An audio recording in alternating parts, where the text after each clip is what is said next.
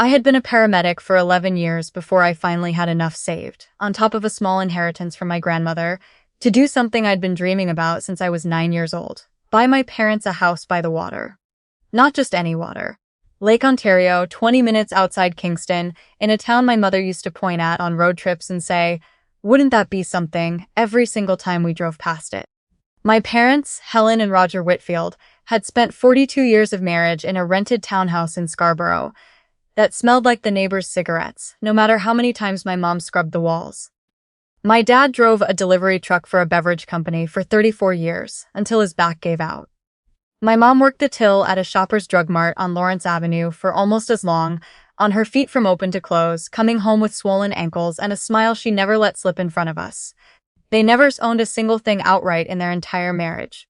Not a car, not a couch, not a home. Everything financed, everything stretched, everything handed down to my brother and me first.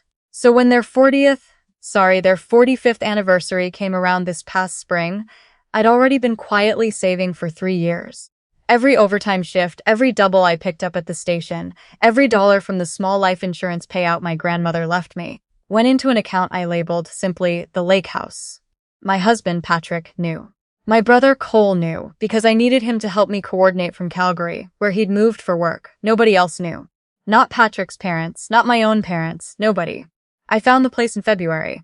A 3-bedroom bungalow with a screened porch facing the water, listed at $389,000, which in this market felt like finding a unicorn. I closed on it in April using the inheritance, my savings, and a modest line of credit against my pension that I will be paying off until I'm 60, and I did not care one bit. The plan was straightforward. Their anniversary fell on a Saturday in June. I told my parents we were all driving out to look at a cottage a coworker of mine was thinking of buying, and that I wanted their opinion on it because they'd renovated houses for other people their whole working lives and never gotten to keep one for themselves. They believed me completely.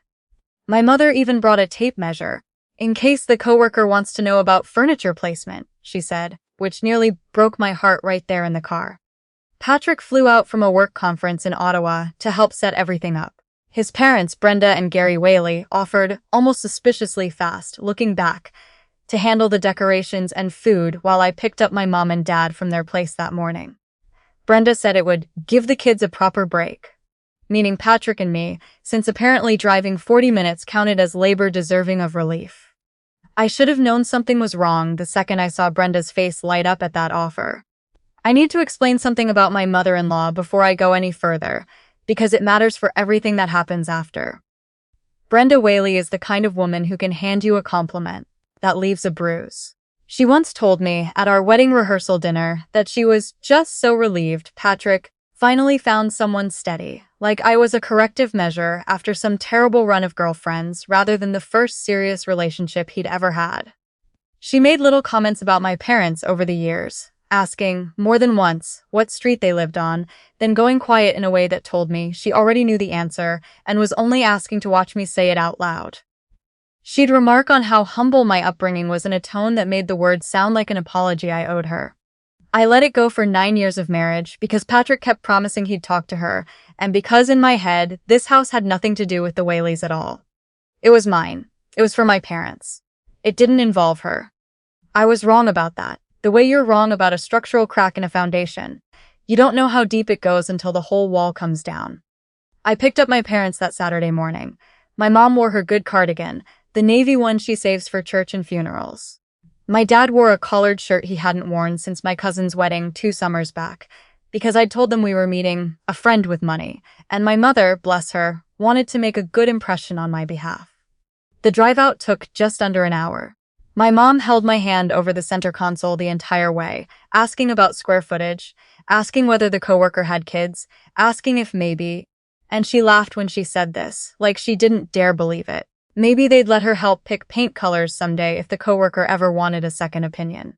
She had no idea she was about to be standing in her own kitchen within the hour. When we turned onto the gravel drive, my stomach dropped before my brain even understood why.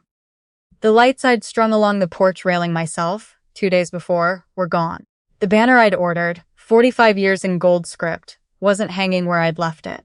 Instead, there was a folding table on the porch covered in serving trays I hadn't bought, with tinfoil over dishes I didn't recognize, and standing in the open front door, one hand braced on the frame like she'd already decided the house belonged to her, was Brenda. My mother stepped out of the car first. She was smiling. She still thought this was about a stranger's cottage. She made it maybe 4 steps up the walkway before Brenda came down off that porch fast, finger jabbing toward the road, voice loud enough that I heard a neighbor's screen door open 2 lots down. "This is our family's property. You need to leave." My mother stopped dead. My father, a man I have never once in my life heard raise his voice, took a step in front of her like there was something physical to shield her from, his hand finding her shoulder, his jaw working in that way it does when he's trying very hard not to feel what he's feeling. My mother's face did something I will never forget. Confusion sliding into humiliation in real time, right there on a gravel driveway in front of her own daughter, because as far as she knew, she had just been screamed off the porch of a stranger's cottage. I was still at the car, keys in my hand, watching my mother's chin start to tremble. Behind Brenda, just inside the doorway, I caught movement. My father-in-law, Gary, standing stiff near the hall closet, not meeting anyone's eyes. And past him boxes. Furniture that wasn't mine. A floor lamp I'd never seen in my life, already plugged in next to the fireplace like it had lived there for years. I walked up the path. The talking stopped.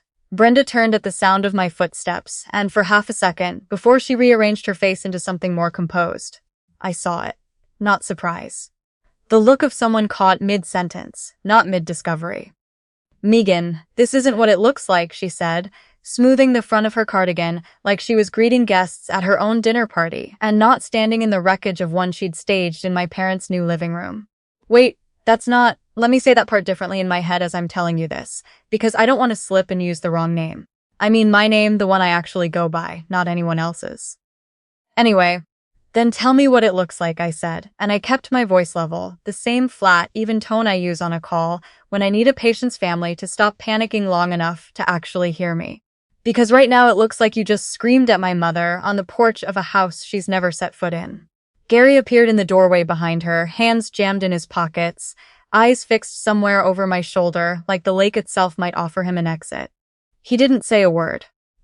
Brenda recovered the way she always does, fast, with a story already half built. "Gary and I had a conversation with Patrick's father weeks ago," she said, gesturing vaguely at the boxes like that explained anything at all.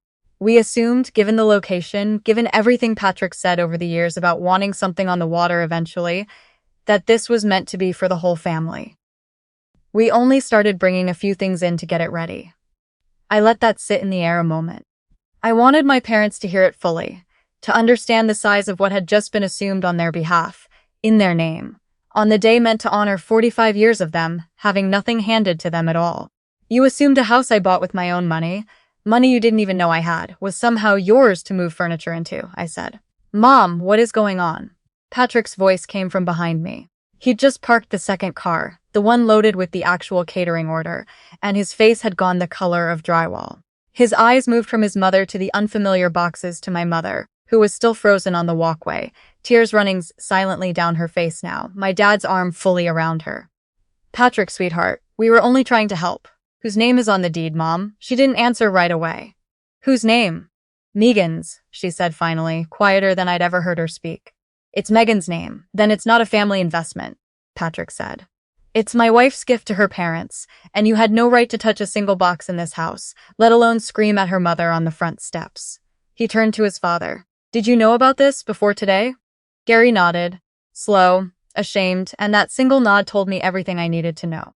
This wasn't some chaotic misunderstanding that had spiraled out of control in the last hour. This had been discussed, planned, quietly, over weeks, by 2 people who had decided that because their son was married to me, anything I built belonged eventually to the Whaley family ledger. It was never really about the house. It was about a pattern Brenda had been laying down since the rehearsal dinner. The comments about my street, my humble upbringing, the slow, deliberate erosion she'd been working at for 9 years. Except this time she'd tried to erase my parents from a home that already had their names filed on the paperwork at the land registry office, signed and stamped 2 weeks earlier. I walked past her into the house and started carrying the boxes back out onto the porch myself. Nobody stopped me. Patrick joined without a word, hauling out a side table that wasn't ours, a box of mismatched dishware, 2 patio chairs that had replaced the rental ones I'd ordered for the anniversary dinner. Gary followed, silent, loading it all into their SUV, his face tight with something that, for the first time in years, looked like real shame instead of performed politeness. Brenda stood on the porch for a long moment, watching her son carry her belongings out of a house she'd tried to claim. When she finally spoke, the confidence had drained clean out of her voice. "I only wanted our family to have something solid. For everyone. This was never yours to plan," I told her.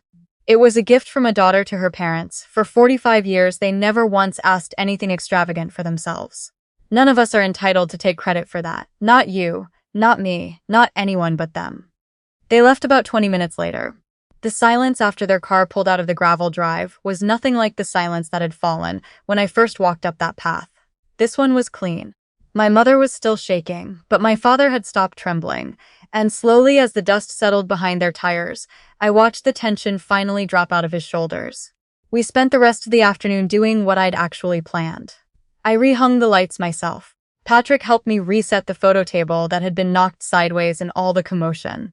45 years of my parents, captured in every decade, laid back out exactly where I'd left it 2 days before.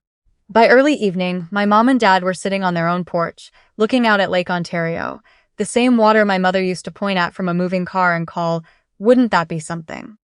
My mother cried again that night. This time it wasn't fear. My father stood at the porch railing for a long while, not saying much, just watching the light change on the water, the way he's always processed the things that matter most to him.